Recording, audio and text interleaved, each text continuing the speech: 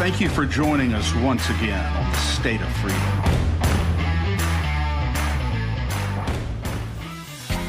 The State of Freedom is a listener-supported podcast. We are committed to pursuing the truth about policymaking, regulatory actions, and political maneuvers in Louisiana and at the national level that stand to impact your freedoms.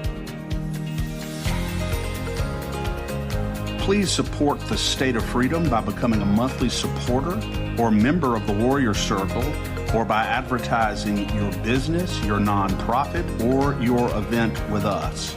Go to freedomstate.us. We are bypassing the mainstream media cartel and the establishment political parties in Louisiana and coming directly to you, spreading the uncensored voice of freedom across Louisiana and beyond.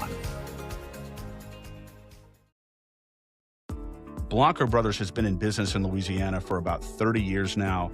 I have personal experience with this company, and I know others who have as well. If you have a business or a home and you've got roofing, gutter, sheet metal issues at all, one number you need to know, and that's Blanco Brothers Construction. He will treat you right financially, and he will take very good care of you with regard to the quality of the service that he provides. I cannot recommend Blanco Brothers Construction more highly enough. Memorize the number 225-226-4222. Blanco Brothers Construction, the very best in the business.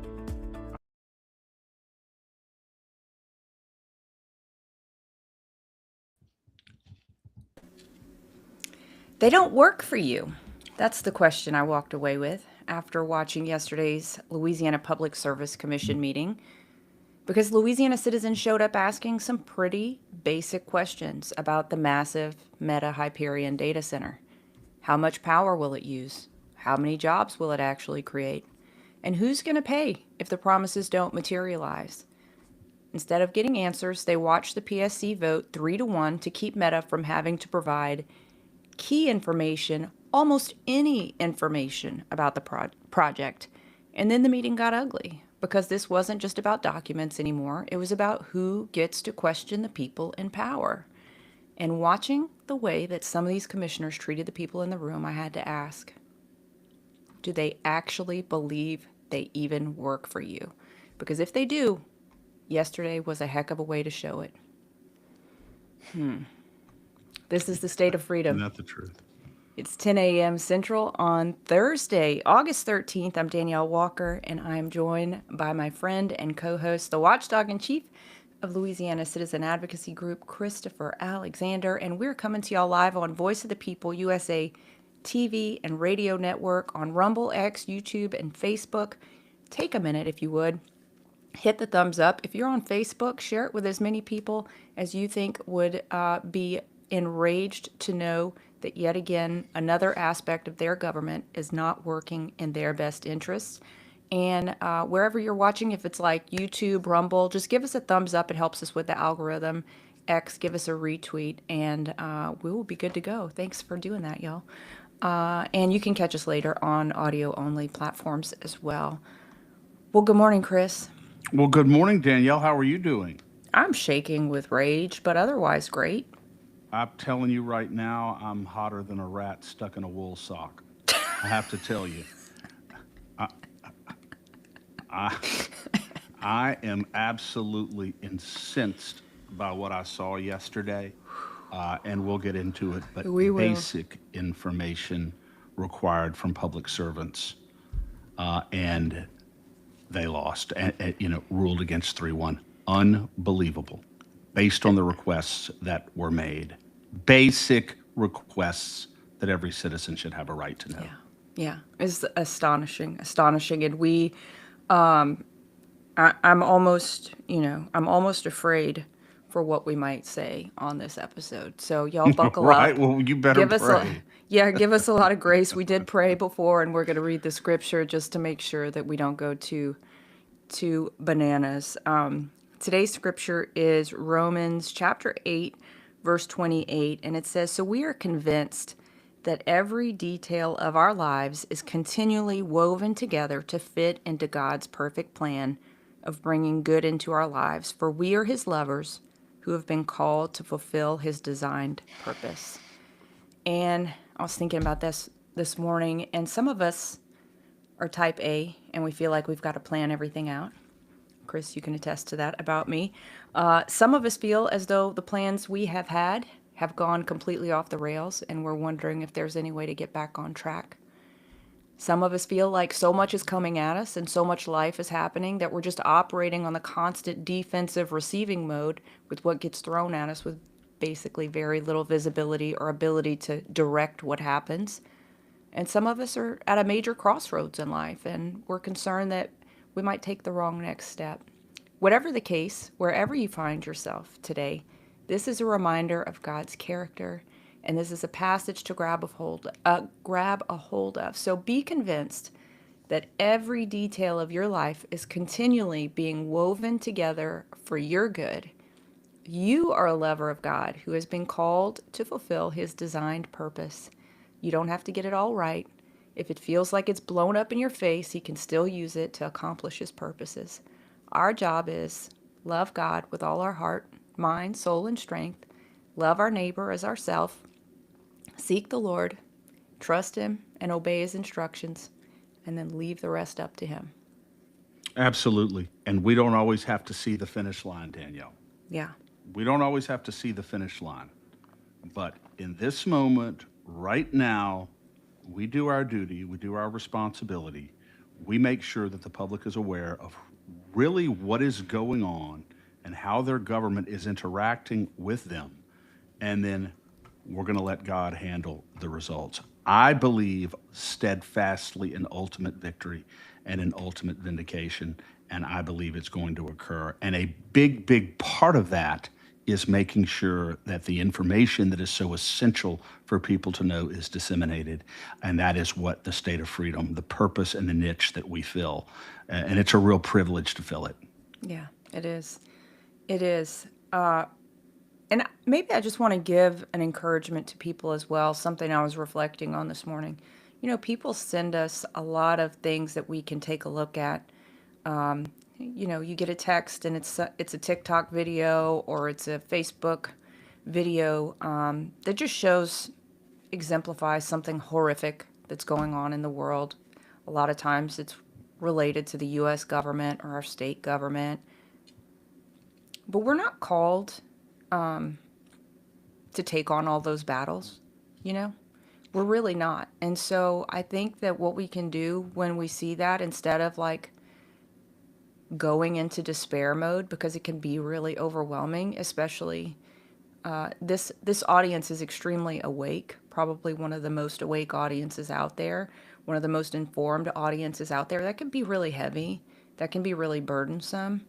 Just ask the Lord, what's my lane? And everything else that comes outside of your lane, just pray about it when you see it and release it to the Lord and say, Lord, send those soldiers, send those warriors that are meant to deal with that out onto the battlefield, because I got to do what you've called me to do. I can't take on all of the stress and the burden and the heartache of seeing all of the things that are going wrong in the world and believe that I am the person who's going to fix it all. No, I have to do the thing I've been called to do. And everything else, the Lord can manage, but you've got to just pray and release it. That's my encouragement this morning. I've had to do that this morning. Absolutely, Danielle. And that's really what we have to do. And just remember and recognize that everybody has a little responsibility. Everybody has something in their own sphere that they can do. There's no need to get overwhelmed about anything. If everybody sees the need within their own sphere and seeks to be the instrument of God that they need to be in that moment in their own sphere, they don't have to solve all the world's problems, because if everybody does what they can do in their own way, in their own sphere, it will get done. It will get accomplished. But you're right, Danielle, we have to resist the urge, and everybody really has to resist the urge to believe that we have to do everything, that we have to accomplish everything. That is a recipe for despair, frankly, and a recipe to feel completely overwhelmed and paralyzed. So we have to discipline ourselves by God's grace to understand we have our immediate responsibility right here in front of us that we have to discharge faithfully. And if everybody has that attitude and does their own part, we can get this done. Yeah. Danielle, I always have to remind myself, and we have to remind ourselves that the citizens overwhelmingly oppose most of the things that they see our government doing. We are the substantial majority. We are the majority and not so much the silent majority anymore. We're becoming the roaring majority now. I So love that. one source of hope can always be just remember that what you in all likelihood believe is consistent with what a substantial majority of citizens across the state of Louisiana believe. And we're battling against a government that has become corrupt and self-enriching. And Yeah. we have to remember that. And it really is, the historical record is replete with the body of citizens who want liberty and want freedom and good government, battling against a government that has descended into corruption and self-enrichment. And that is what we are dealing with right now. So we have to continue the battle again in our own way, relentlessly and consistently. And I believe we can win, and I believe that we will win. Yeah. And maybe just another note on this topic, Chris. For anyone who has sent us something that they've wanted us to take on and we haven't done it, this is why. This is why. We cannot take on everything. And we do sympathize, we do get angry with whatever the appropriate adjective is or emotion. But we're two people, we're one show. We can only take on so much, one advocacy group. So we're trying our best to stay in our lane.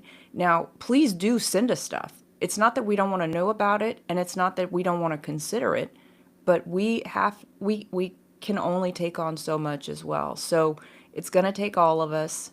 Anyone who is trying to do everything is going to be ineffective at everything. So help us to be effective at the stuff that we are doing. And we would love to be amplifiers of the work that you're doing where we can. So also let us know what you're working on and how we can help get the word out about the battles that you're fighting. Because maybe it's not a battle we're able to fight, but we can help draw attention to it. So I hope that helps. Yes, and it should be an encouragement and a motivation just to continue to support the state of freedom and to continue to support LCAG, because the more you support us economically and with your resources as you are able, the broader we become, the greater our resources become, and the more capacity we have to expand and to cover issues across the state that are massively important, that we can't really cover now. We have to prioritize and focus on the things that really are of most exigent. And frankly, what we're going to be covering today, Danielle, is just that. It is. Why don't you just kick it off, Chris? I think one of the main things is the Public Service Commission is not something very many people have heard of, or they hear about it once every few years whenever there's somebody running for that office in their area. It shows up on their ballot. Remind us, what is the role of the Public Service Commission?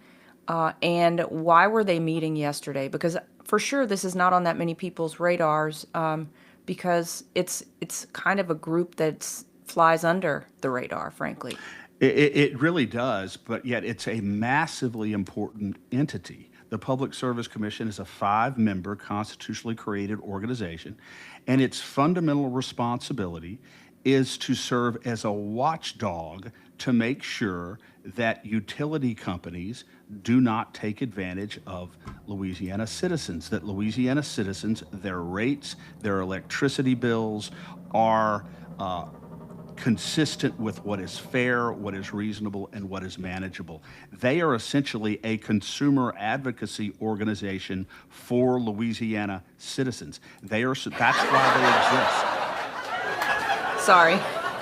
Oh, I just wanted to play the laughing sound because I didn't feel that way yesterday. Well, exactly. And I couldn't agree with you more on that. But the bottom line is that is their fundamental constitutional role. And as we will see moving forward in the show yesterday, there was a thoroughgoing abdication of that responsibility yesterday based upon what occurred. And I can give you a little background, a little framework and context before we get into the clips and specifically what happened there. And remind us, Chris, how many members are there of the Public Service Commission? Because these folks have bigger geographies of responsibility than members of Congress. I believe it's either, is it 4 or 5 member commission? I know that there were 4 present yesterday. So it's either 4 or 5, but the bottom line. I think it is 5. Okay, it's 5. But the point is, again, their responsibility is to make sure that citizens don't get screwed on their utility rates. That's the bottom line. They're supposed to be looking out for us. They are public servants elected by the people.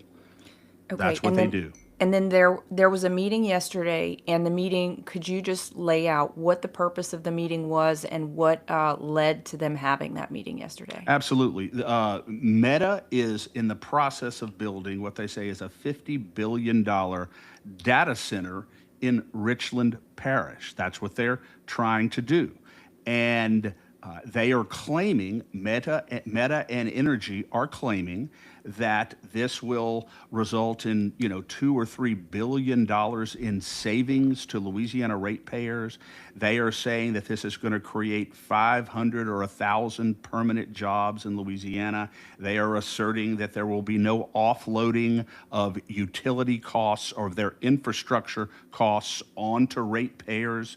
And they're asserting that this is going to result in this great economic boom in Louisiana. These are simply public assertions. That's all they've made so far. So the Alliance for Affordable Energy said they issued a subpoena and said, we want to see the numbers. We want to see the underlying data. We know you're saying all these things, but we want to know how you calculated these figures, 500 or 1,000 permanent jobs in Louisiana. No offloading of your infrastructure costs on Louisiana ratepayers in the form of increased utility costs. The fact that we are not, in other words, Louisiana citizens are not going to suffer instead of benefit from this project, this massive project. We want to see how you arrived at these figures.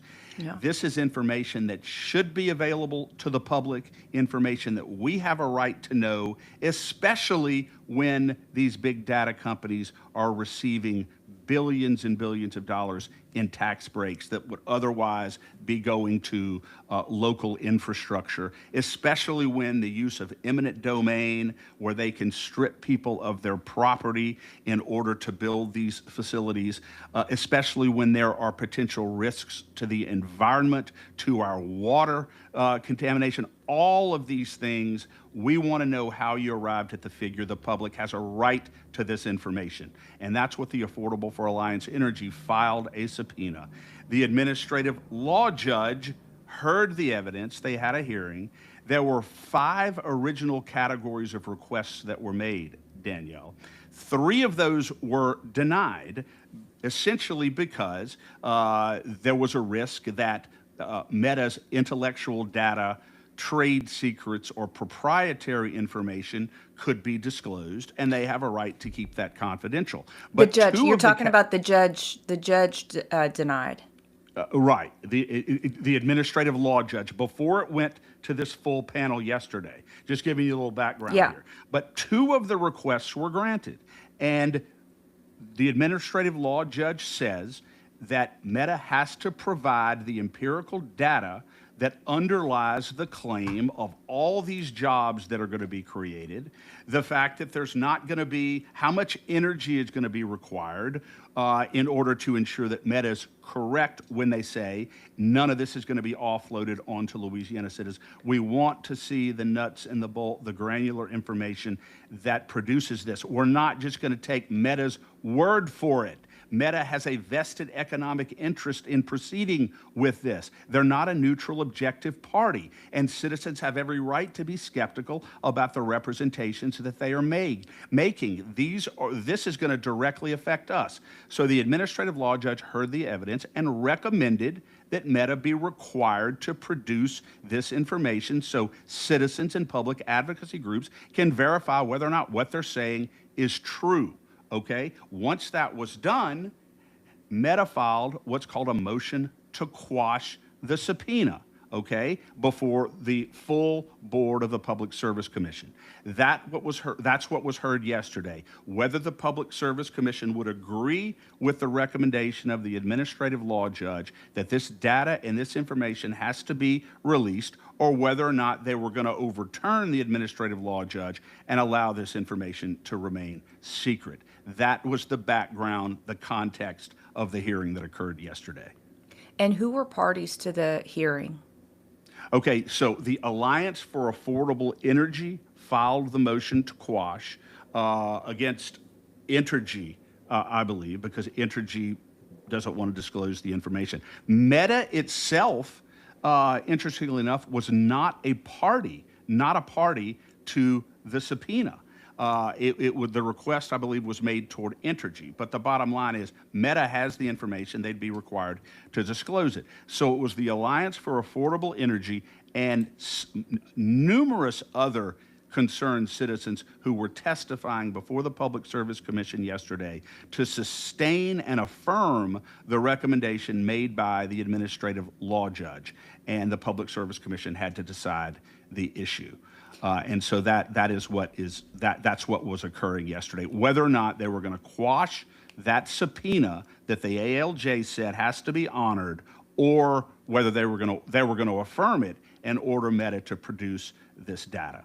Okay. And I want to say this very, very carefully, very specifically, Danielle. The administrative law judge very carefully crafted her recommendation on this and was very careful not to recommend disclosure of anything that would have compromised Meta's intellectual data, their trade secrets, their proprietary information, and that sort of thing. So it really was a good and thoughtful and measured ruling that she made. Yeah. Okay. Well, we have a number of clips. We just want to make sure, not everybody can sit down and watch a 3-hour hearing, but we wanted to bring just a little sampler platter of the tone and the response from the commission to the public. And so the first clip, if you're ready for it, Chris, I believe was the lead attorney for the Alliance for Affordable Energy. And I don't know how much of a setup we need, but why don't we not set it up and just let the people decide for themselves. This is about a 47-second clip. Here we go. I got something also. What I'm hearing you need 2 questions answered. One about economic development, one about how much electricity. Have you talked to the governor and the economic development people, Susan Bourgeois? Ask them these questions? Looks to me like that's where the answer would be on economic development questions. My understanding is they don't have that specific information either, because Meta hasn't provided it to them either. They don't have the specific information with regard to, yes, there will be this number of permanent jobs. Yes, there will be this number of part-time jobs versus full-time jobs. Yes, this portion of the jobs will be done remotely, not in Louisiana. The Economic Development Agency does not have that information. The Economic Development Agency does not have the information on the job creation, Chris? So There's Louisiana, no promises been made? I mean, the promises that have been made to whom? So Louisiana Economic Development and the governor of our state, Governor Lander, are going around parroting everything that Meta is saying regarding this grand economic development that's going to be occurring in Louisiana, all of these full-time permanent jobs that this data center is going to create, the fact that they're going to be handling all of their own infrastructure costs, nothing's going to be offloaded onto Louisiana ratepayers. We don't have to worry about the environment. We don't have to worry about any residual effects on local communities. All of these things, it's all great, all glorious, all grand. And it's the LED and the governor of Louisiana who are making and affirming these proclamations that Meta's making. And based upon what Susan Miller said yesterday, the lawyer for the Alliance for Affordable Energy, LED and the governor have not been provided the underlying empirical data by Meta that supposedly justifies these public proclamations, how they arrived at these figures, what are the actual numbers that can be calculated empirically. They don't even have the information, Danielle. And Before Chris, we heard her testify yesterday, would you have thought for a second that the Louisiana Economic Development and the governor don't have the data that Meta is relying on to make these grandiose claims about how good this is going to be for the state of Louisiana? Were you stunned by that at all? all I can say about that, Chris, is if the governor and Susan Bourgeois don't have those numbers, it's because they haven't even asked for them. So what does that tell you about the extent to which these public servants who are paid by the taxpayers, whose communities are going to be directly affected, for better or for worse, by this massive industrial data center that's coming in, what does that tell you about the extent where their priorities are with regard to their responsibilities and their fiduciary duty to the state of Louisiana? I have to tell you, Danielle, there were a lot of very stunning moments in that hearing yesterday, but that information right there, that to me is absolutely devastating to the state of Louisiana, to the governor and to the LED, that they are essentially as in the dark as we are. And they're the ones who are pushing and promoting all of this. And they don't know what the hell's going on.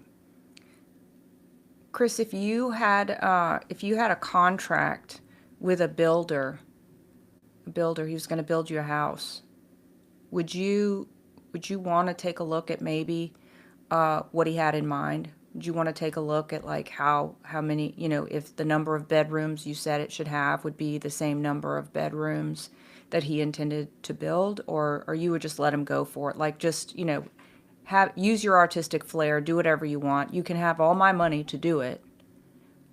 Are you kidding me? What is going on? There is no stewardship of our public resources. What stunned me the most about this entire proceeding, Chris, was the absolute shocking level of disdain and annoyance and arrogance. I had this whole sense of these commissioners, by and large, were looking down their noses at the public. They were upset that they had to spend so much time hearing the public ask really legitimate questions, because these are the people whose lives are going to be affected. These are the people whose communities are going to be affected. These are the people whose bills are going to be affected. But the Public Service Commission just wanted to act like they were gnats that were bothering them at their picnic. And it looked to me, Danielle, as though the Public Service Commission had already made up its mind. They had already made up its mind. This was just a formality, a perfunctory proceeding. We have to let these citizens come in and express their concerns.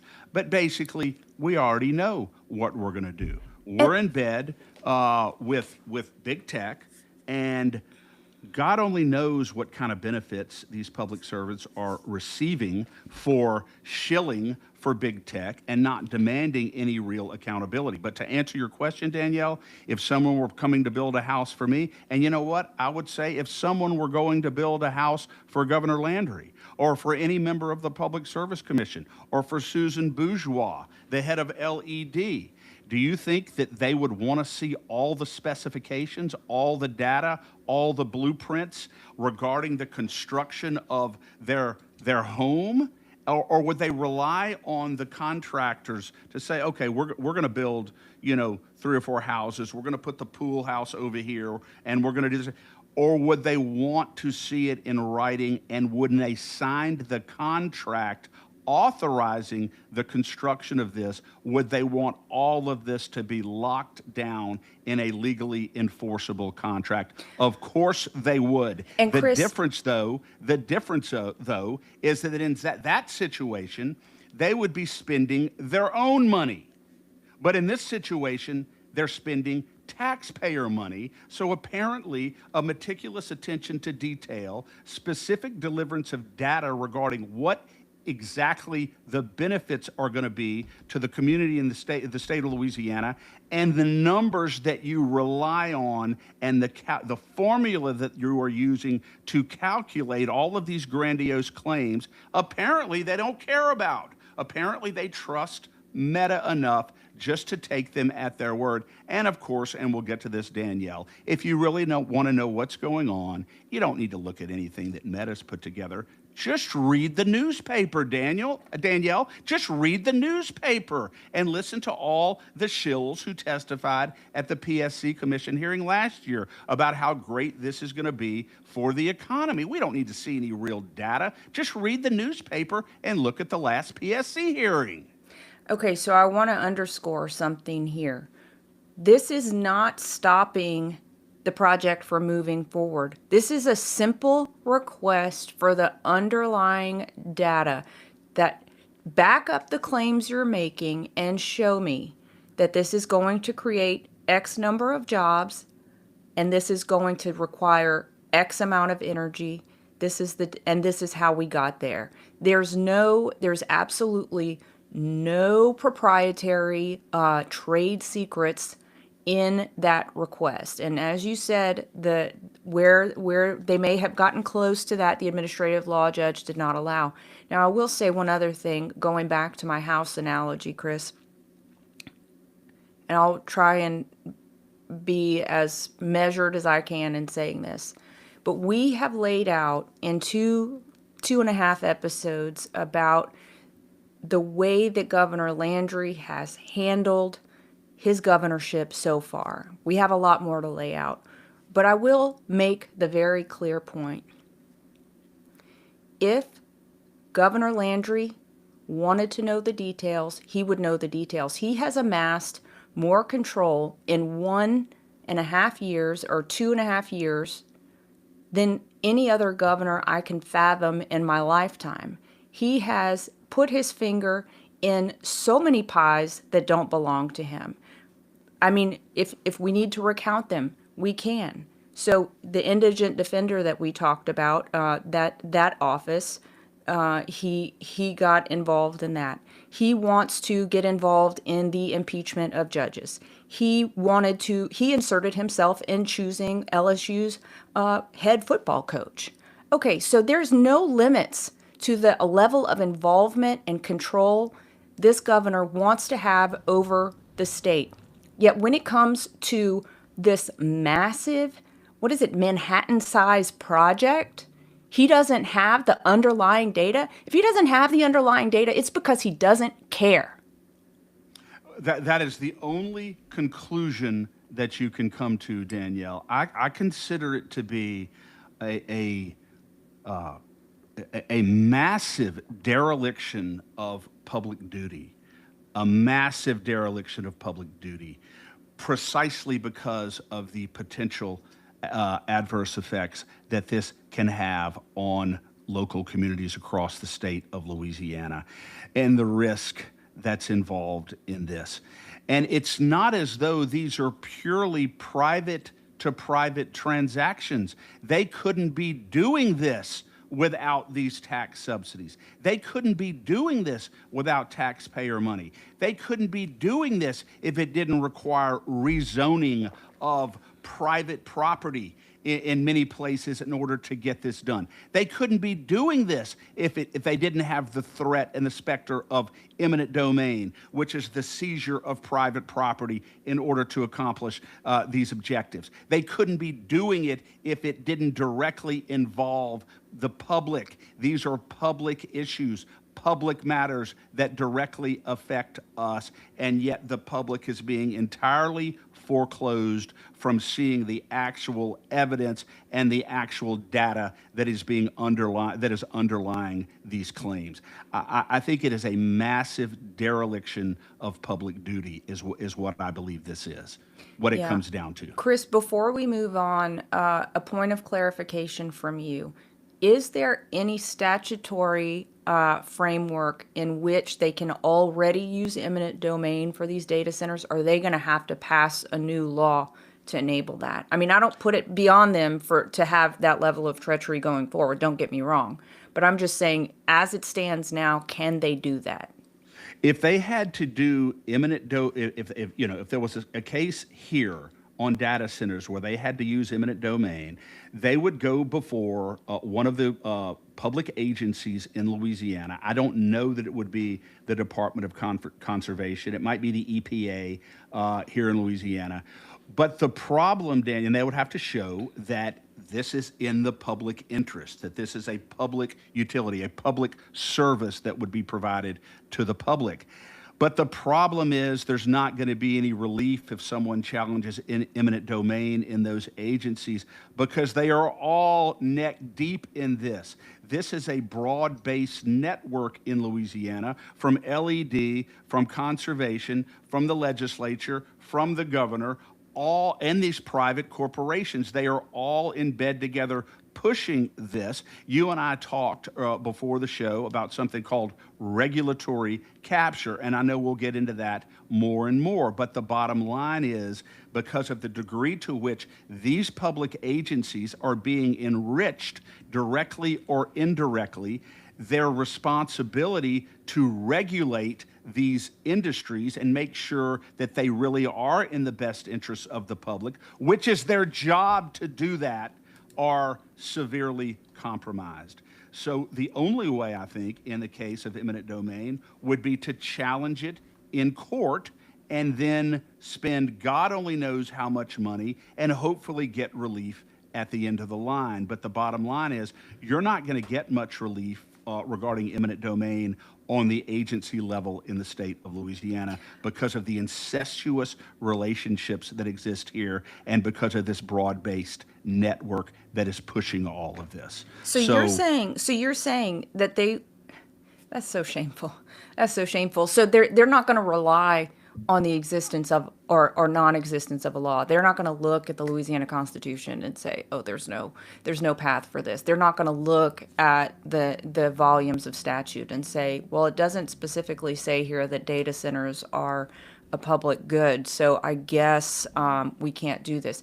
What you're saying is they will ask for forgiveness instead of permission. They'll just move forward, and these agencies will lay out the red carpet.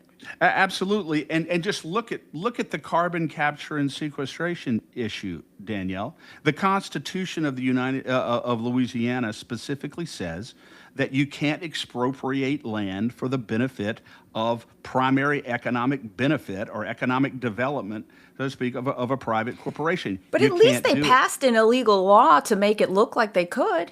Well, of course, and then most recently voted in committee against repealing that law, right, and affirming what the clear letter of the Louisiana Constitution is. So the bottom line is, I think our government here in Louisiana, specifically the agencies that are responsible for protecting Louisiana citizens and ensuring that their best interests are protected, I think are irreversibly compromised. And that is what this comes down to. It's very, very sad. And I think the solution, we'll get to it later, is continued broad exposure of those who've abdicated their responsibility, including a majority of the Public Service Commission yesterday. Yeah, it's sick. So you ready for the second clip, yeah. Chris? Now that we're good and fired up? We warned Absolutely. you. Y'all can't say we didn't warn you that we were real real fired up about this. All right, here we go. It's not information the commissioners would be allowed to consider because it hasn't been put into this proceeding. Well, economic development is in a totally different governmental entity of, Yes, sir. with the governor, the Louisiana legislature, you know. Have you asked them these questions? My understanding is they don't have the information. I'm not personally The specific. but they governor don't and the have it. Louisiana legislature and economic development, they don't know the answer to these questions? They don't know the answer to the And you're questions. here asking us, okay? As part of this And proceeding. have you asked yes. them? Have you filed some requests with them for this, you know? No, sir, because we want the information in this proceeding.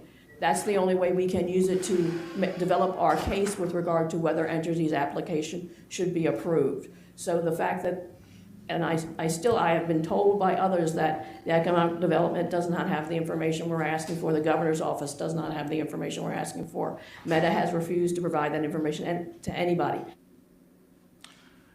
So Danielle, so not even the Public Service Commission, which is charged with giving final ratification to this, they don't have the data either.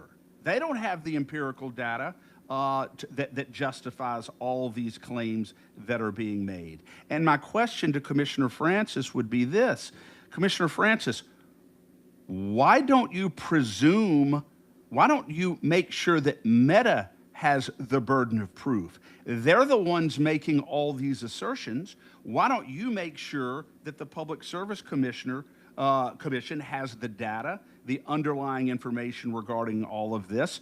And if you don't have it, why don't you err on the side of Louisiana citizens instead of putting the burden on Louisiana citizens to prove that it's going to be harmful instead of good, and that these figures that are being trotted out there don't bear close scrutiny?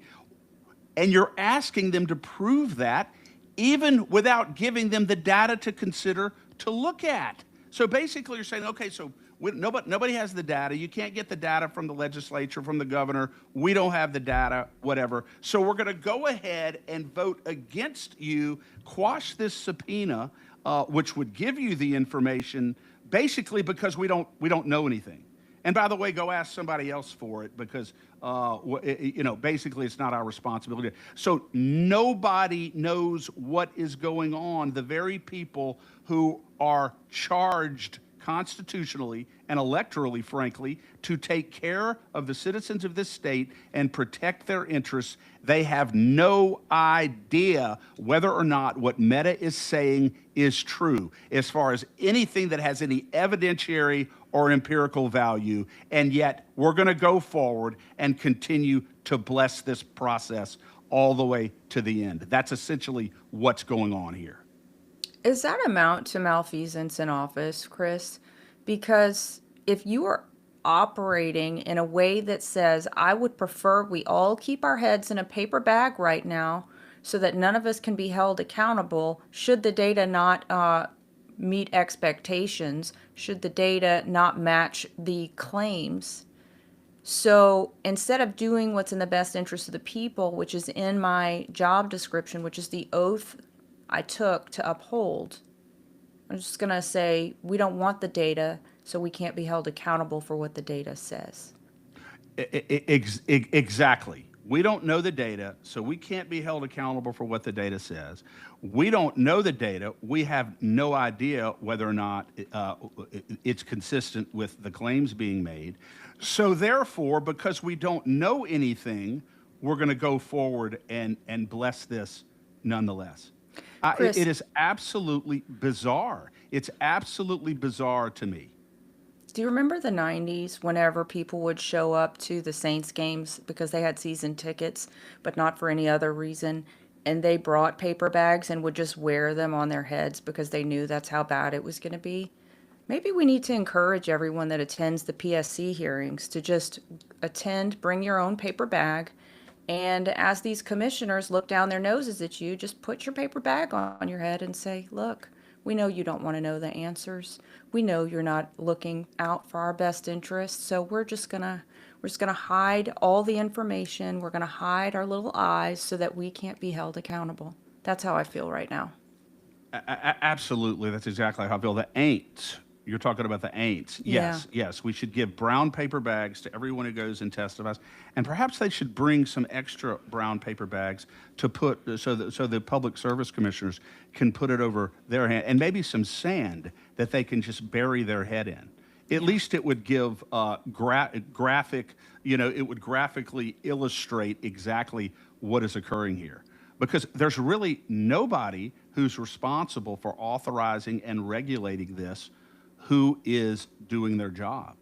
There's nobody doing it. It really is a textbook case of Louisiana citizens across the state against the government. That is what is occurring here.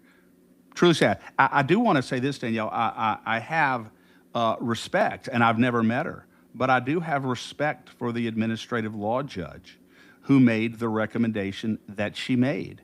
Yeah. She looked at everything, she heard all the arguments, and she thought it was absolutely appropriate and necessary that this data be disclosed to the public. And, without any explanation, by the way, Danielle, other than Jean-Paul Cousson, just go get it out of the newspaper, okay? Just go back and look at the video of the prior public service you keep totally just shooting our next clip, Chris. Well, I'm sorry, but I just can't. I'm just fixated on that. Look, we got a couple chats that I think we ought to get to, Chris, and then we can get to the next clip with the one that you're talking about. Yeah. Katie says, to add to your home analogy, it may drain your neighbor's water supply. Your neighbor's water may be contaminated. You'll have to take the neighborhood's backyards to finish the project. Oh, and the neighborhood will have to pay for the foundation. Yeah, exactly. It's a project that you're signing a contract to on behalf of the whole neighborhood, and you're the one that doesn't have the money to back it up. So exactly, it's super messed up. Those concerns that Katie just mentioned are there, and the contractor or the principal on the project has done nothing, stated nothing, and provided no data that's included within a contract that is signed that ensures that that's not going to happen. That's the only thing I would add to that. Yeah. And yet the homeowner nonetheless signs the contract. What the hell? I'm just going to take their word for it. No big deal. Yeah, I guarantee you, if it was their money involved in this and it was their home involved in this, they would be a hell of a lot more meticulous and a hell of a lot more diligent than this. And if they were legally liable for the outcome. Excellent point. Excellent point. There'll be no civil liability on the part of these public servants because they're acting within the scope of their public responsibility. They have discretionary authority to make these decisions, and they're virtually immune from civil liability. Excellent point. All right. In the chat is someone named Chris. Hi, Chris. Thanks for chatting in. He says, I am a no-party engineer not taking any utility money running for LPSC. When I consulted for the LPSC, I saw so much waste and fraud it made me sick. We need to stop electing bought and paid for politicians and instead elect independent, competent, regular people who will stand up for Louisiana citizens. I hope to earn your support on November 3rd. Chris, we'd love to talk to you. I love everything about what you said. Absolutely, 100%, Chris. And let me add to this, Danielle. From a purely logical perspective, can you really expect the Public Service Commission to objectively discharge its responsibilities to the public when it is receiving massive amounts of campaign donations, largesse, perks, everything else from the very corporate entities that it is charged with regulating? How exactly is that supposed to work?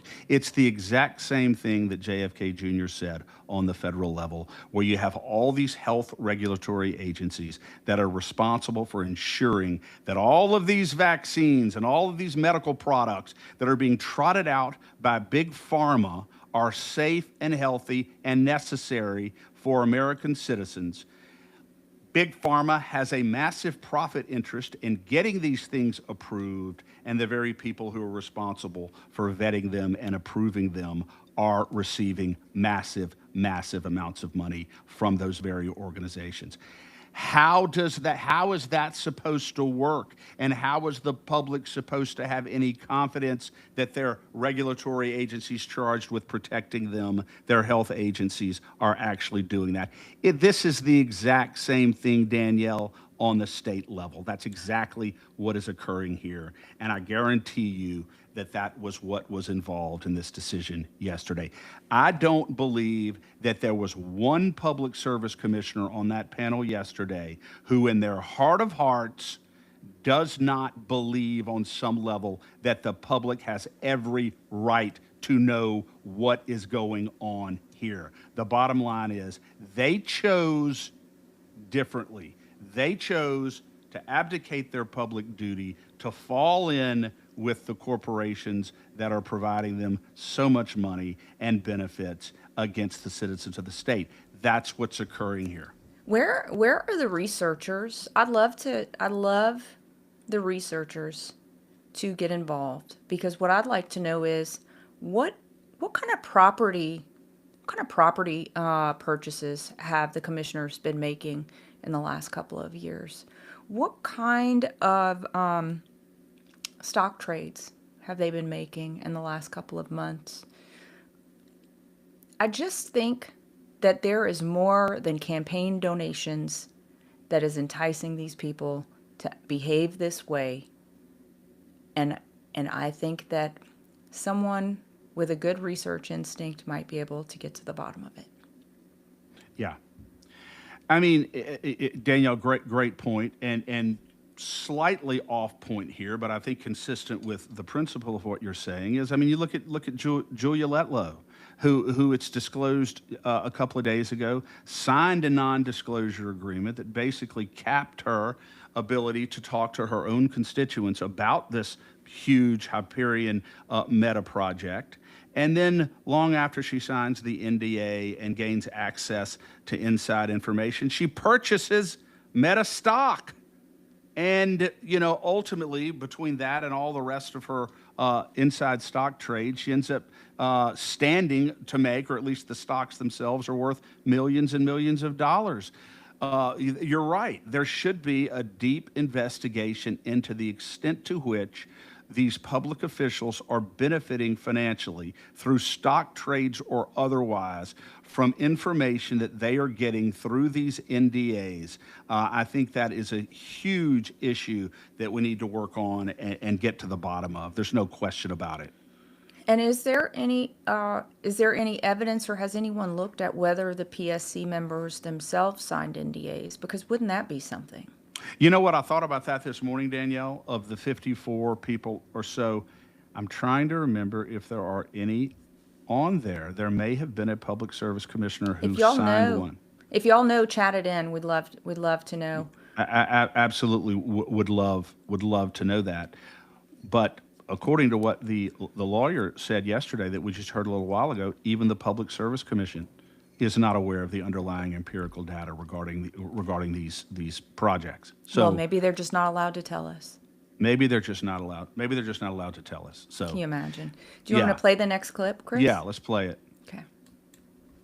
The news. There's plenty of news here today, and I read the articles too. I think they're doing a stand-up job of reporting the jobs and opportunity that are happening up around the state in Northeast Louisiana, starting in Northeast and matriculating all the way down to the river in New Orleans with river traffic increasing. We had a hearing in August of 2025 where we had every economic development officer in Northeast Louisiana and around the state testifying for the first for Meta for the Laidley deal, and I assume we're going to have the same group that's going to be testifying again. I would invite you to look at the video again to hear the economic development aspect of this deal, because it's going to be even bigger when you talk about the bigger size of the deal, when we talk about expanding this. So, I mean, you can deduce what the economic development will be based upon the testimony from August 2025, and then look at it from now, and you could read the articles written by any number of outlets, whether it's The Advocate, whether it's the Illuminator, whether it's WFB, whether it's any outlet that you want is reporting on the jobs and opportunity right now, from restaurants to manufacturing. So I just think it is a misstatement to say that the only people that have this information is Meta and/or Entergy. This information is readily accessible to the public by watching the news and understanding what's happening. I think what you're looking for is more granular data, and that's fine. I just don't necessarily think that that's appropriate relative to our role right here. Well, sir, I respect. Hold on. Yeah. If go ahead. okay, Jean-Paul Coussin is an attorney. Chris, if you were in a court proceeding, could you just say, well, I don't actually have the evidence, Your Honor, but I think we can deduce, based on what's been publicly said, exactly what the detail of this is, and that it's going to be bigger. Would that hold up? You would be driven out of court. You would be driven out of court. Basically, what Jean-Paul Coussin is saying, just go back and look at the testimony of all the shills who came in here before and made all these conclusory grand statements about how good this is for the state. And if you weren't able to make the hearing to actually hear them say that, just go read the newspaper. Read what they said in the newspaper about how good this is going to be. That's not evidence. That's not data.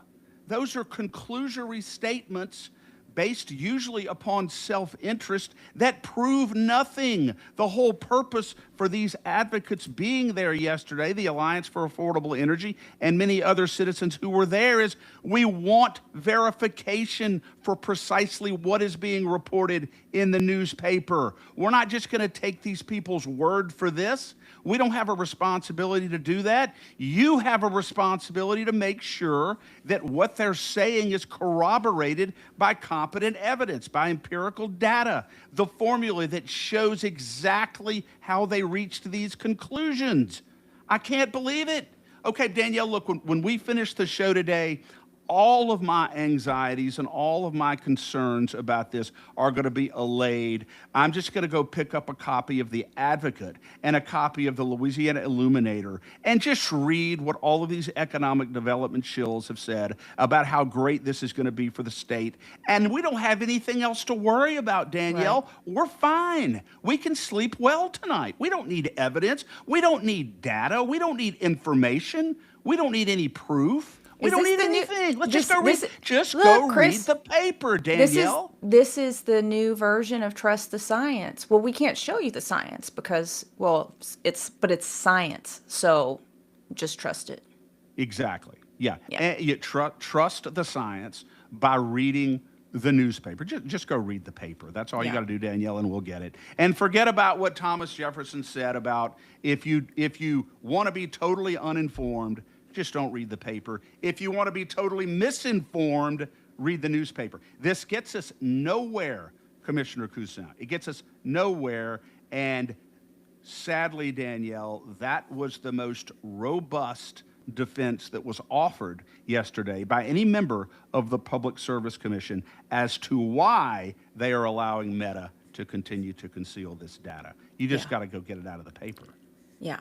There's a couple more chats that I want to talk, that I just want to read here, Chris. Sylvia, hey Sylvia, good to see you. She says, when you think it can't get any worse, government in Louisiana, ... here it is, praying this wakes up the sleeping citizens. Amen, Sylvia, you are so right. Us too. Donna asks, Chris, isn't this fascism? Good question. I think we've been called fascist lately, Chris. You told me yesterday we were called leftist fascist, which is really, I think, an oxymoron, but I'm not sure. Well, absolutely, and I think it is fascism because fascism is essentially the tight control of the government, the tight control of the dissemination of information, and the very tight control of public policy by very few members against the interests of the broad base of the population who don't have access to the information that is being used to implement policy. And that's, so yes, this really is a fascist regime. There's no doubt about it. I agree completely with that. And an oligarchy, I would say. And an oligarchy, because an oligarchy by definition is control of a few at the top. And it's run by corporatocracy, right? Absolutely, yes. So yes, I absolutely agree with that. And you know, what we're talking about here, Danielle, is really a complete wall between what is actually being proposed and actually being implemented right now in Louisiana and citizens' access to any information about whether or not these projects are good or bad or justified, whether they're actually going to save taxpayer money, reduce the electricity rates of ratepayers, whether or not they're really going to only require the electricity that Meta is saying it's going to require, whether or not it's really going to create all these permanent jobs in Louisiana. Take our word for it. You don't have access to any of the information. And apparently, Danielle, neither do they. Well, they don't want it. Okay, a couple more notes in the chat. Matheny 3030 says, "We are blessed to have you two." Thank you so much. He says, "Thank you," or she, sorry, I'm not sure which, says, "Thank you, and audience, march off that couch and do something. God will let you know." Amen. March off that couch and do something. And then they go on and say, "What, are you serious? Jean-Paul Cousin now should pay for my NOLA digital subscription." Amen. 100,000%. Yeah. Well, he's probably, look, I bet, this Meta deal probably affords him the finances to pay for all our NOLA digital subscriptions. All right, Maybe and so. Chuck Carpenter's in the chat as well. Hey, Chuck. He says an NDA is an admission that one party to a transaction isn't trustworthy. I'll say it certainly is in the public context. Well, that's true. That's true. You know, on a psychological level here, Danielle, and I'm sure that all of our viewers are already aware of this. What is the natural inference when a party to a proceeding or somebody who wants to do something or impose something on the state of Louisiana that is proclaiming that this is going to be the best thing that happened in Louisiana since sliced bread, but they don't want to disclose any of the information that justifies their premise? What does that tell you? Are you inclined to conclude that what they're saying is true, that what they're offering is good, or are you inclined to conclude that it's bad and they're hiding something? What's the natural inference? Yeah, exactly, Chris. If you are an employer and you feel like I'm really not getting what I should be getting out of this employee, I'm really just not, they're not performing, they're not, I just don't know why. So you call and you say, "Hey, I'd like to see your timesheet. I'd like to give me a bulleted list of all the stuff you've been working on. Maybe mention to me, like, give me a list of the key people that you're working with." And the employee's like, "Not going to do it. Sorry, I can't tell you that, but don't worry, I'm working real hard. I'm working hard. Yeah. I'm working hard, boss." No, and absolutely no big deal, no big deal. And it's just like Meta. We're not going to be offloading any of our infrastructure costs, any of these massive energy requirements that this is going to require. None of that is going to be offloaded onto Louisiana citizens in the form of increased electricity rates. We promised. We took a pledge. They pledged, Danielle. They took a pledge, a non-binding pledge that absolutely has no legal enforceability. I wonder if they got that idea from Nancy Landry, the honor system. It's working really well in this state, the honor system. Just trust us.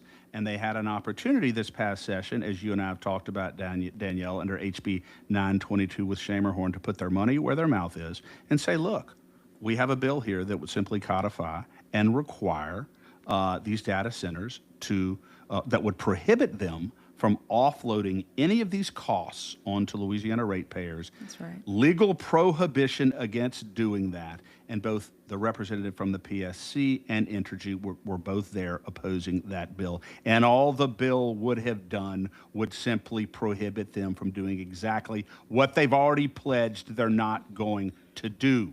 That, to me, speaks volumes, that they would be there and oppose that and work to defeat that bill in the Commerce Committee. Yeah. It was Representative, was it Schermerhorn that brought it? Rodney Schermerhorn, HB 922. I really wish he would have forced a vote on that. Yeah, I wish he would have too, but clearly there's still value there because we Yeah. know who was there opposing it. So if you plan to do this, and if you plan to pay for all of your own costs, and you've pledged to do that, and in fact even result in savings in billions of dollars for Louisiana ratepayers over the long haul, why wouldn't you codify that in law? Because they don't want to have any legal restraints. They don't want to be legally restrained from that. They don't want to be legally obligated to that. Yeah. Because you know, Danielle, things can change. We may decide we're going to leave. We may decide that our infrastructure costs are a lot bigger than we originally thought they were going to be. We may decide we want to build this in the middle of the freaking Mississippi River, and we want the ability to do that. Absolutely. And God knows the last thing we want is any statutory prohibitions against doing what we want to do. That's why that bill failed. No doubt about it. All right. Well, we got a couple more.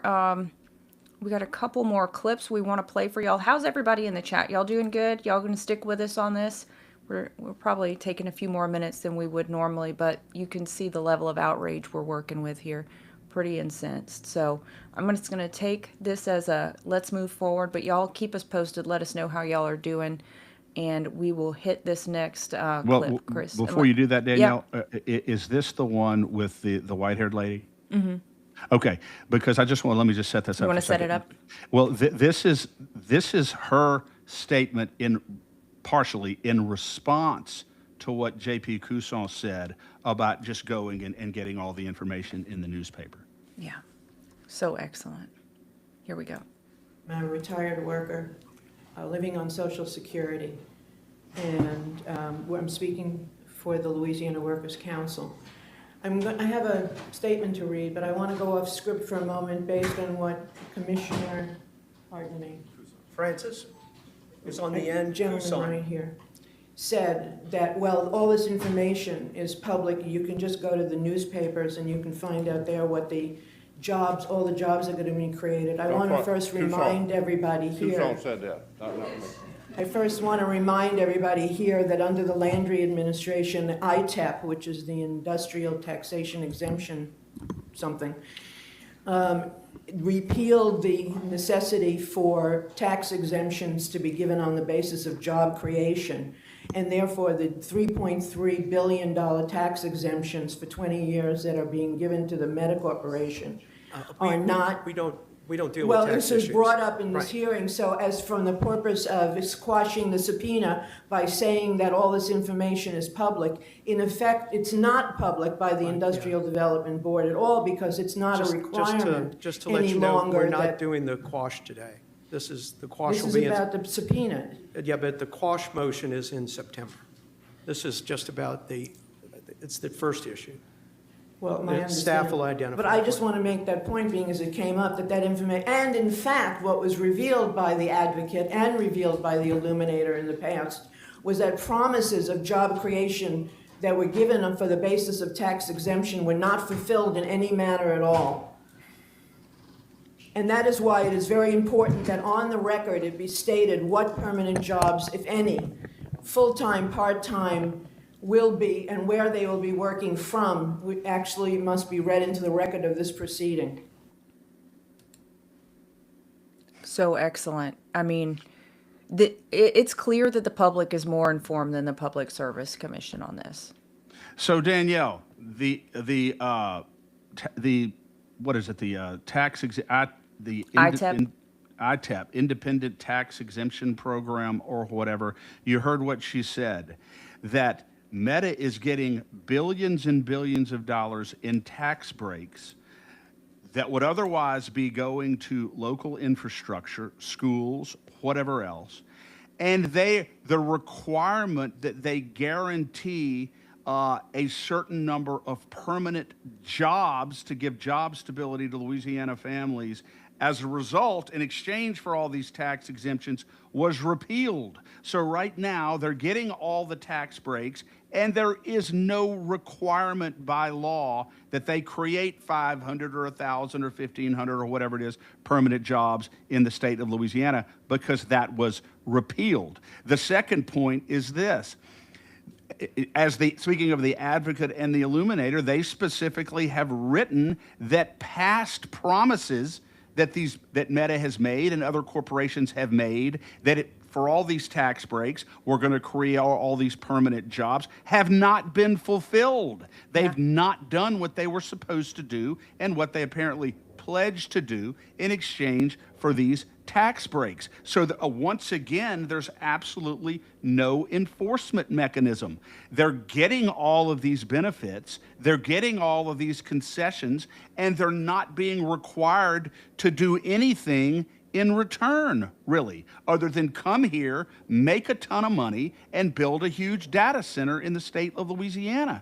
So I thought that what that lady said was extraordinarily important, just recognizing the discrepancy between what they're being given in the form of all of these tax subsidies and jobs that they are required or not being required to provide for citizens in the state. I thought that was an extraordinarily critical point that lady made. I'm reflecting back on Governor Landry's time as AG, and one of the main action he took that really won the hearts and minds of a lot of people who either didn't care about him, didn't like him, or were skeptical of him, which was the joining for Louisiana in the Missouri v. Biden case. Was Meta a plaintiff in that case? Meta wouldn't have been a plaintiff Or in that case. It would have been a defendant. Defendant, sorry. So what this is bringing me around to is what are our incentive levers here, Chris? Because the incentive lever for Landry to go up against Meta at that point was he wanted to be governor. So it was a popularity move. In hindsight, we can see that at the time we thought it was really perhaps ideologically value-based, love for the Constitution, love for the freedom of speech driven. Can you see any incentive levers that we have? I mean, we basically have to make this deal so unpopular. We have to make this so outrageously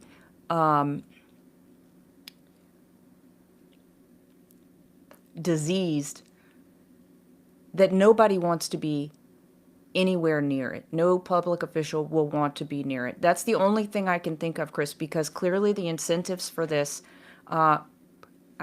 anybody can judge for themselves what the incentives must be. I'm not going to sit here and say what they are. I don't think I need to. We all live here. We can all see what's going on. So I think it's incumbent on us, it's incumbent on the public to make this the most radioactive, absolutely untenable project to be close to as a public official. Absolutely, and that's our job, and that's our mission, along with everyone who watches the State of Freedom, to share the State of Freedom and just make sure that all the information gets out there.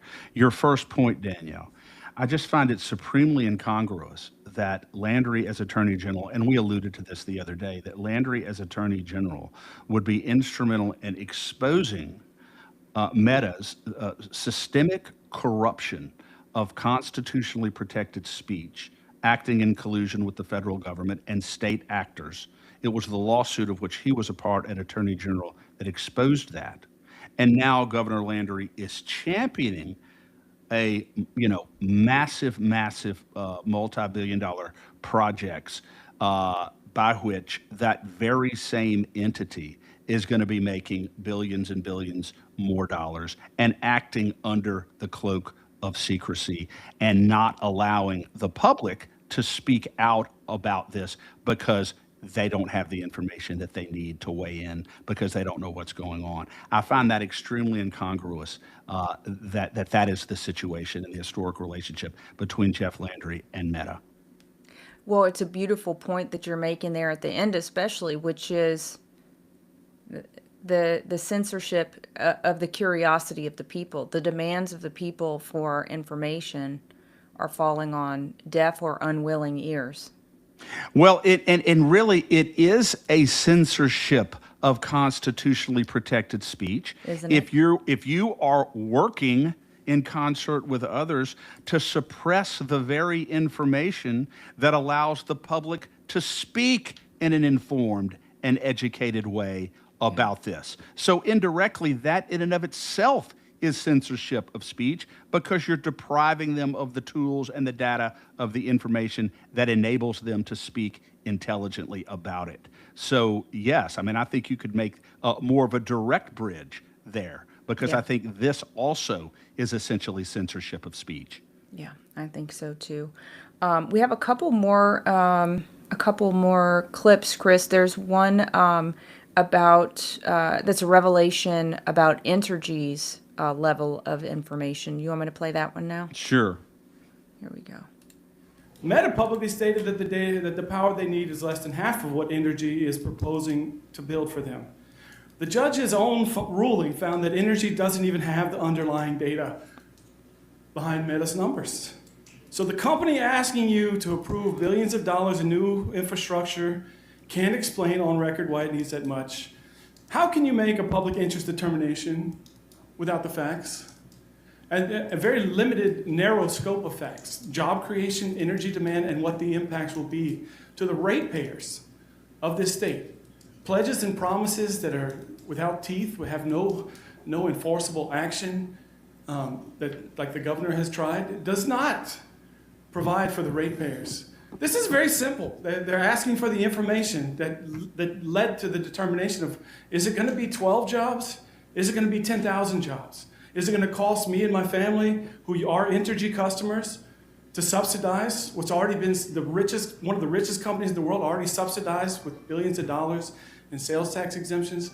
We should not be subsidizing anymore or paying for large companies. I'll leave you with this.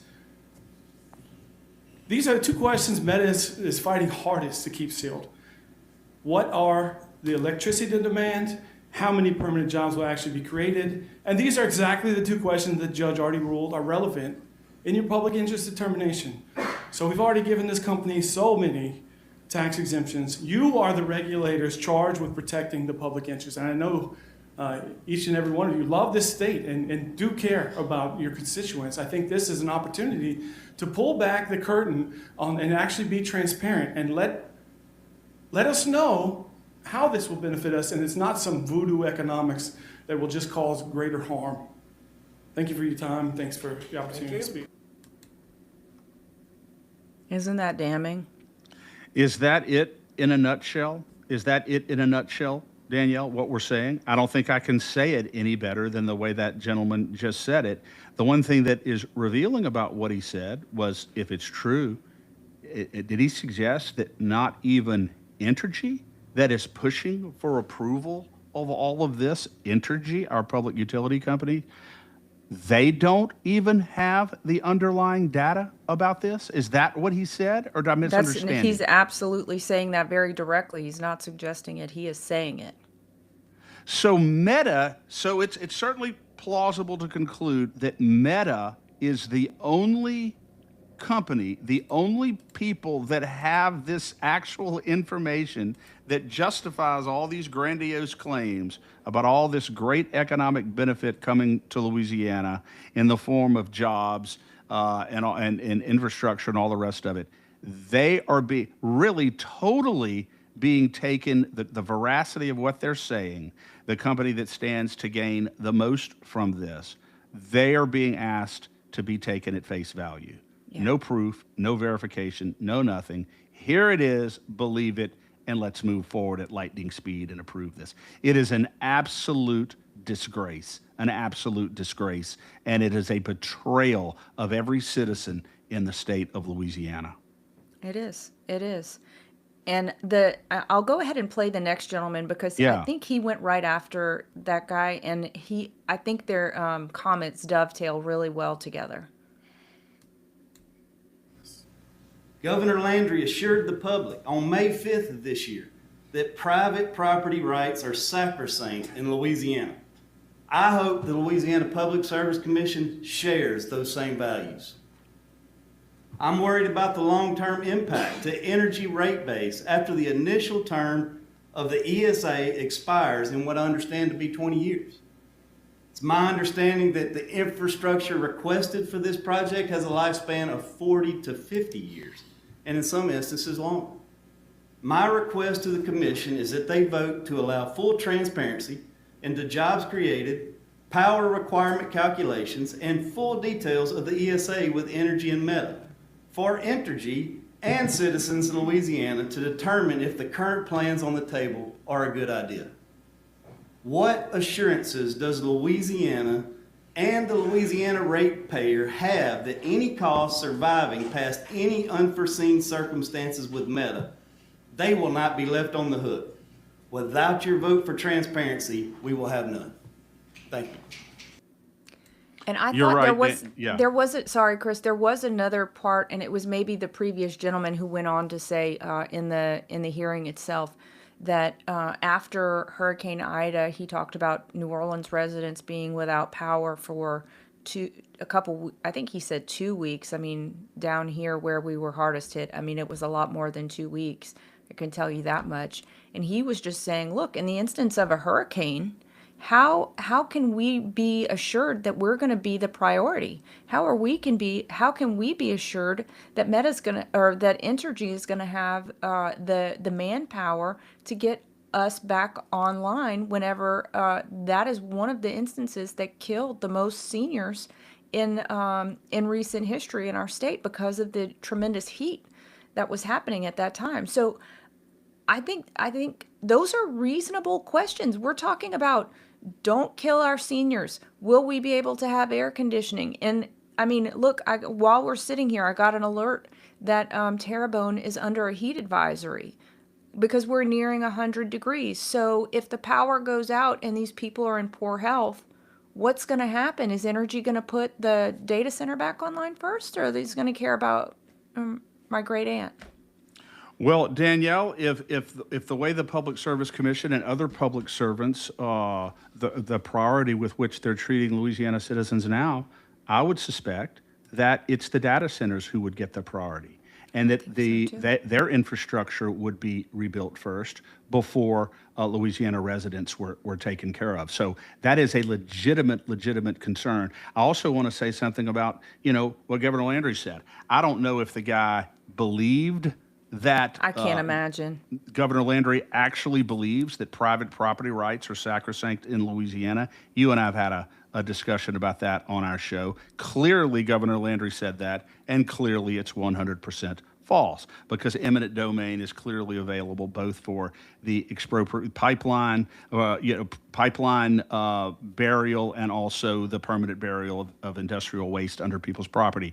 That eminent domain is readily available in Louisiana for that. So that's not true, even though Landry said that.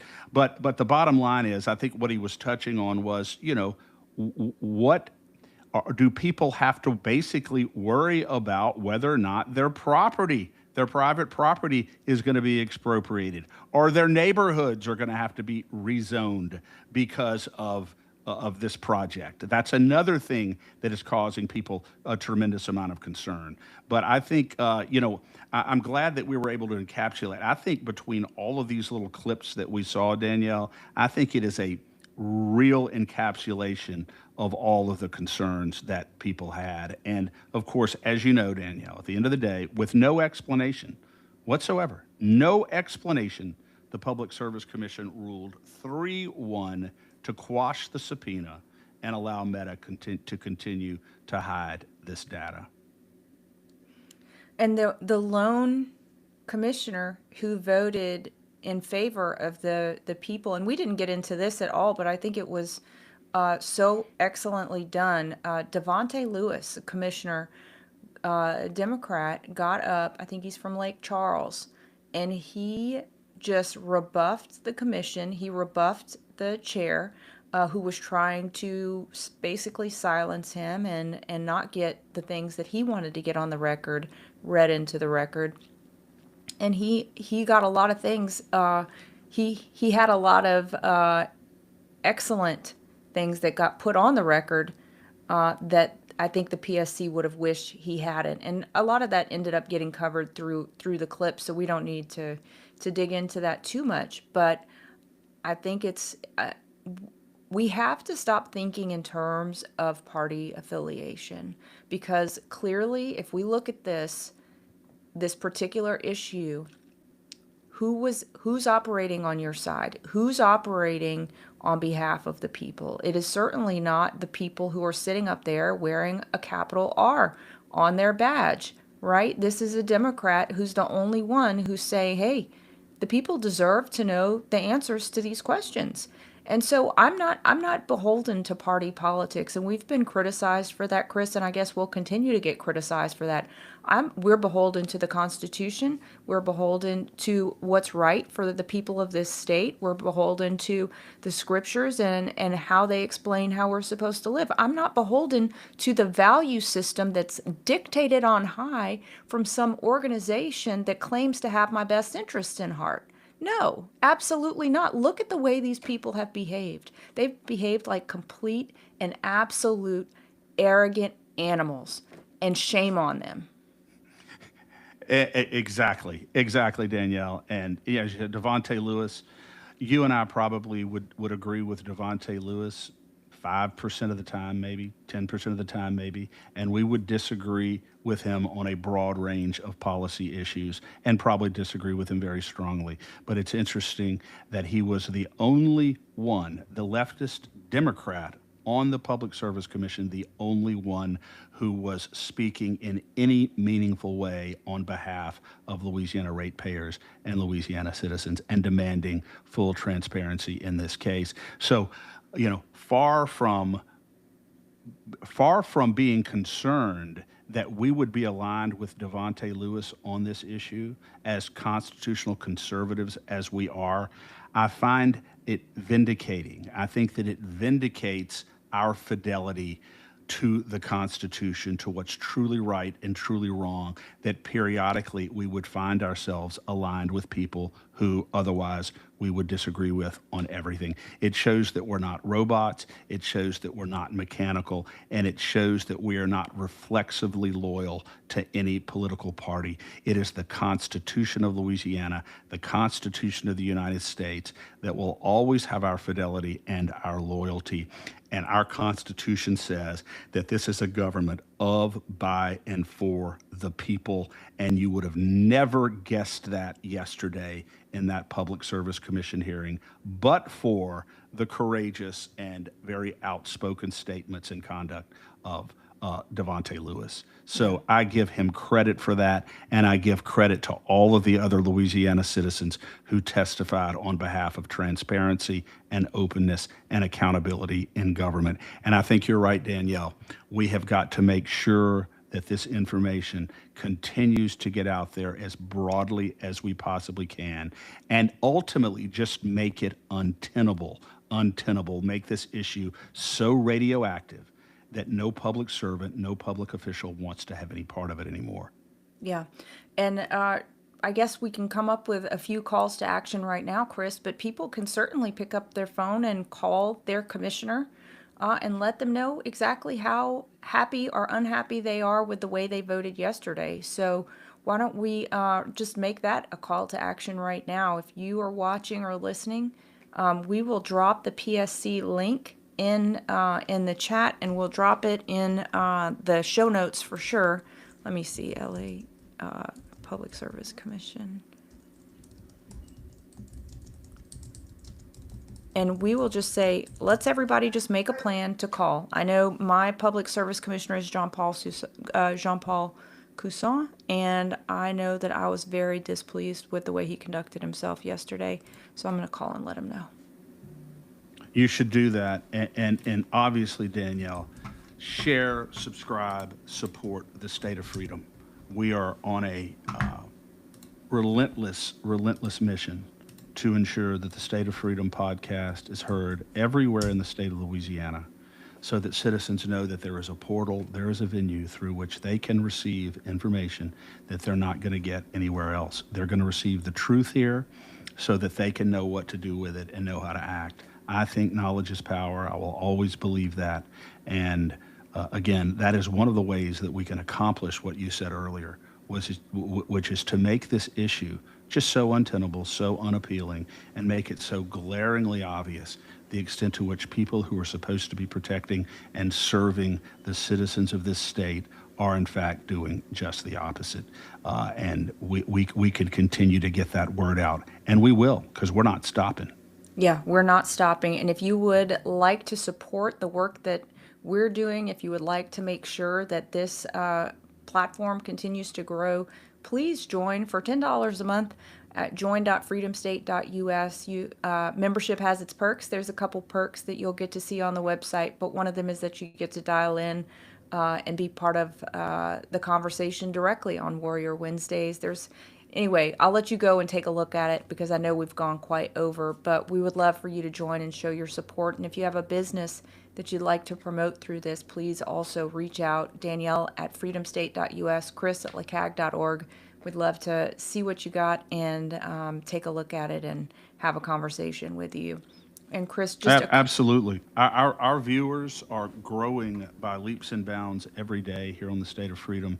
And our viewers, by God's grace, are loyal, and they tend to follow our recommendations on things. So make sure that you allow us to promote your business, your nonprofit, or even your dream that you have. If you're building something, let us do it for you, because we will do it enthusiastically and passionately.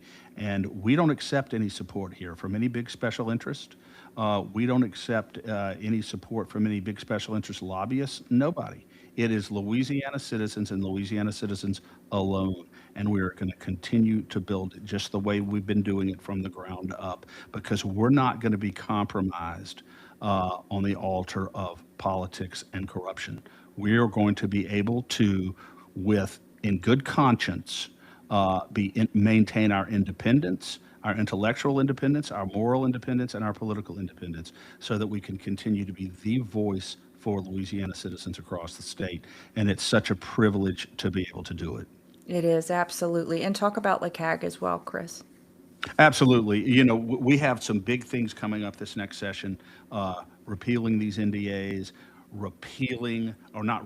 but explicitly outlawing these flock cameras in Louisiana, these massive databases that track and preserve data on Louisiana citizens in grotesque violation of the Fourth Amendment. We're going to be going in and fighting for full transparency in our government on every single front. And we need your help, because we're battling against big, powerful special interest groups. And it is a battle. It is a real war in the Louisiana legislature, and we're prepared, willing, and able to fight it for you. But we need your financial support so that we can continue to level the playing field there. If we have what we need as far as those resources go, I'm telling you, Danielle, we can win, and we will continue to do so, because we have the citizens behind us. Danielle, and everybody listening to this show today and watching us needs to understand, you are not in the minority. You are in the substantial majority. Unfortunately, over many years, and because of increased apathy, ignorance, and indifference and laziness, slowly but surely, we have relinquished our power and our voice in the state of Louisiana. We can get it back now, but we don't have a lot of time to do it. But we can do it now. But support us and help us, and we're going to continue to move forward. Yeah, absolutely, Chris. And I just have two announcements today. First up, We the People Bayou community, we're having a meeting next Thursday in Houma, and featuring Dr. Randy Russ. You heard him here a couple episodes ago. He's going to be giving us an update on election integrity at the national level, what's happening, what's happened, and what we can expect. So would love for you to be able to join us if you can. Please RSVP just so we make sure we got enough seats in the room, and you can do that at wtpbayou.org. And then one other, Chris and I would love for you to join us at the Storm Summit. Our friends at Unauthorized are putting on this fabulous event, also going to be about election integrity, and it'll be about accountability as well. Who knows, maybe we'll have started seeing some accountability by then, but some of our favorite guests will be there, and Chris and I'll be covering it live. So would love for you to meet us out there if you can. Go to stormsummit.us to sign up. Absolutely cannot wait, Danielle. We're going to have a blast out there. We're going to do hopefully we'll be able to do an interview or two while we're there. Yeah, it's gonna be a fabulous, fabulous opportunity to be there. So, golly, Danielle, an I know. hour and 34 minutes. Where know. does the time go when you're having such fun? I don't know. I wish Or we when could you're go this longer. mad. Or when you're Yeah, this right, mad, really. Exactly. When you're mad or happy, it tends to go by fast when you have things to say. But God bless you, Danielle. I'll look forward to reconvening very, very soon. And in the words of the immortal William F. Buckley Jr., one of my heroes, inveighing, we shall go. We shall. God bless you, Chris. See you back here on Tuesday. Yes, ma'am. Red Zeppelin is the best kept secret, but because of us, it's really not a secret anymore. Anybody who has not been to Red Zeppelin on Perkins Road in Baton Rouge, you're truly missing out. The best environment, the best service, and the best pizza in the state of Louisiana. Go to Red Zeppelin today. Tell them the State of Freedom sent you. Cabo Fuego, it's just unbelievable. Whether it's the flame-grilled carne asada or a signature mango margarita, I had one of those too. They're serving up a literal feast of freedom at Cabo Fuego. It's just extraordinary. I love the owners, Andres and Jose. They run such a great restaurant. The service is extraordinary. The atmosphere is great. So if you're in Pineville in the Alexandria area or passing through, or if you live there, go to Cabo Fuego and tell them the State of Freedom sent you. Thanks for joining us today on the State of Freedom. Any follow-up actions, resources, and links to our sponsors will be in the show notes. All calls to action can be taken at lacag.org. That's LACAG.org. To learn more about our work, become a monthly subscriber, supporter, or advertiser at freedomstate.us. The State of Freedom, the #1 conservative podcast in Louisiana.